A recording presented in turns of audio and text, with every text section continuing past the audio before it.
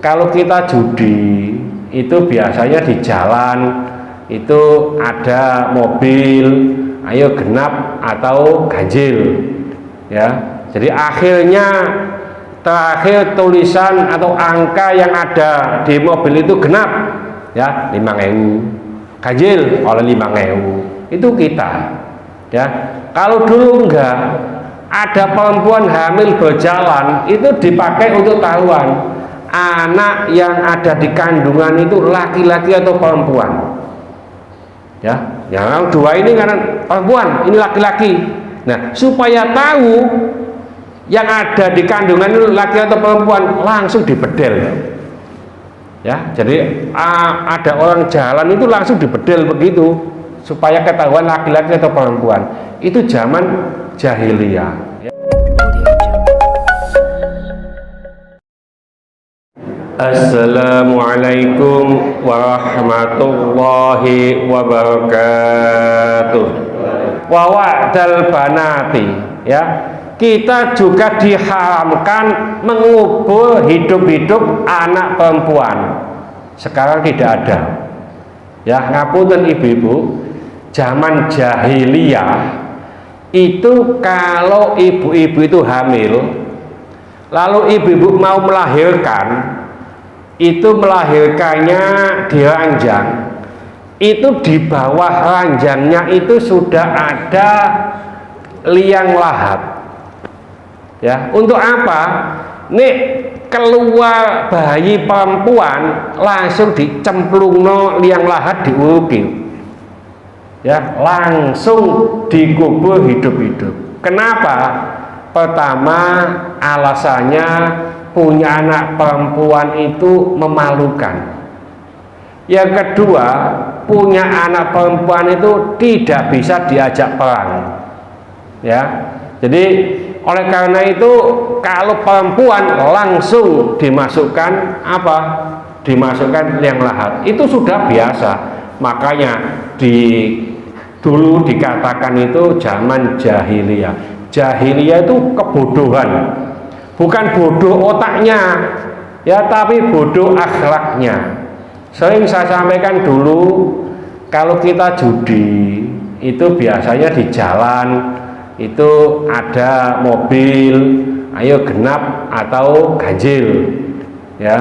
Jadi akhirnya terakhir tulisan atau angka yang ada di mobil itu genap, ya 5.000, ganjil oleh 5.000, itu kita, ya. Kalau dulu enggak, ada perempuan hamil berjalan itu dipakai untuk tahuan anak yang ada di kandungan itu laki-laki atau perempuan, ya. Yang dua ini karena perempuan, ini laki-laki. Nah, supaya tahu yang ada di kandungan itu laki atau perempuan, langsung dibedel, ya. Jadi ada orang jalan itu langsung dibedel begitu supaya ketahuan laki-laki atau perempuan. Itu zaman jahiliyah, ya. Oleh karena itu termasuk Islam datang ini juga mengangkat derajat wanita. Ngapunten, ya, kalau sekarang ada orang yang melahirkan anak perempuan tidak langsung dibunuh. Makanya dulu Sayyidina Umar itu pernah ketawa sendiri, nangis sendiri. Setelah ketawa nangis begitu, ya. Akhirnya ditanya, ya, oleh sahabat yang lain, kenapa engkau wahai Sayyidina Umar? Beliau bercerita, ya, sebelum adanya apa Islam, bahwa istrinya Sayyidina Umar itu melahirkan, sudah disiapkan galian itu, Sayyidina Umar di luar, ya. Nah, pas melahirkan, ya, istrinya ini berbohong, mengatakan, ya, sewenang gembira, ya, padahal yang lahir ini perempuan, ya, mengatakan kepada Sayyidina Umar bahwa anaknya ini laki-laki. Sayyidina Umar sewenangnya minta ampun, ya, senangnya minta ampun, ya, kemana-mana diajak, ya, dan nggak tahu, Pak. Akhirnya usia 7-8 tahun mungkin diajak berkuda, ya, dipakai laki-laki begitu, ya. Akhirnya anaknya itu ingin pipis, ya, saya ingin pipis, ya pipis itu.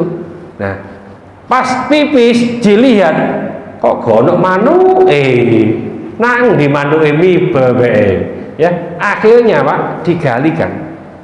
Sayyidina Umar gali tanah, anak ini disuruh masuk galian itu. Setelah itu langsung dikubur. Ini perempuan, ya. Makanya dia ketawa, dia menangis semacam itu, ya. Oleh karena itu zaman-zaman dahulu itu masih gitu.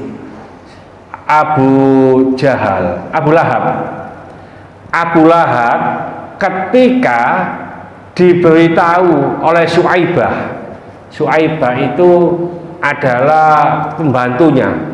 Kalau sekarang pembantu Pak, dulu budaknya, ya. Nah, Suaibah ini datang memberi kabar kepada Abu Lahab, wahai Abu Lahab, ponaanmu lahir, ya, keponaanmu lahir, ya, karena Abu Lahab ini saudaranya Abdullah.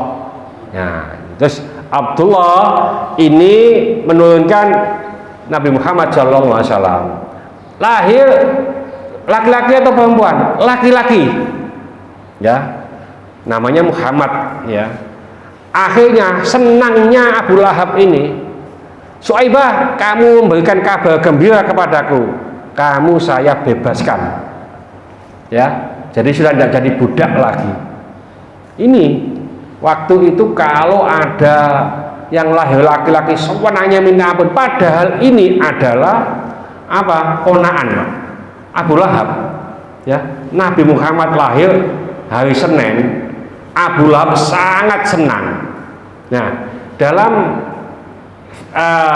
hadis riwayat Bukhari bahwasanya Abu Lahab itu tiap Senin itu mendapatkan keringanan siksa, bukan tidak disiksa tapi keringanan. Ada ulama yang mengatakan dari jari-jarinya ini keluar air untuk minum tiap hari Senin, ya. Ini diimpikan oleh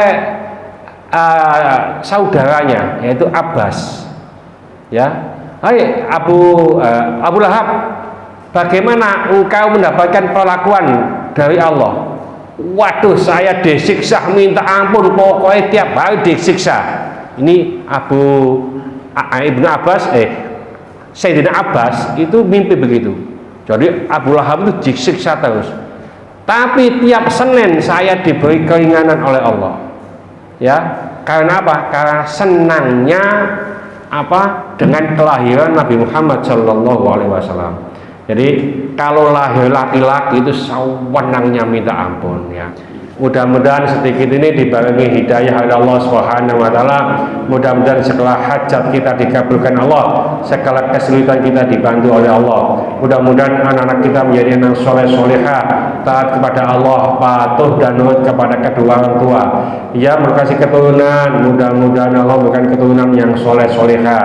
Ya, berkasih jodoh, mudah-mudahan memberikan jodoh yang soleh solehah. Mudah-mudahan di antara kita, keluarga kita, hadiah tolak kita, tetangga-tetangga kita yang saat ini sedang sakit, baik di rumah sakit maupun di kediaman, mudah-mudahan Allah cepat mengangkat penyakitnya, menyembuhkan penyakitnya, dan mudah-mudahan Allah memberikan kesabaran kepada yang sakit.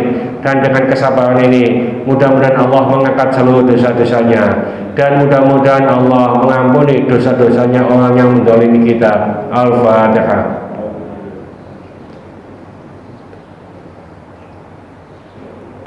Bismillahirrahmanirrahim. Wal 'ashri innal insana lafi khusr illa alladziina aamanu wa 'amilus sholihati wa tawashaw bil haqqi wa tawashaw bis sabr.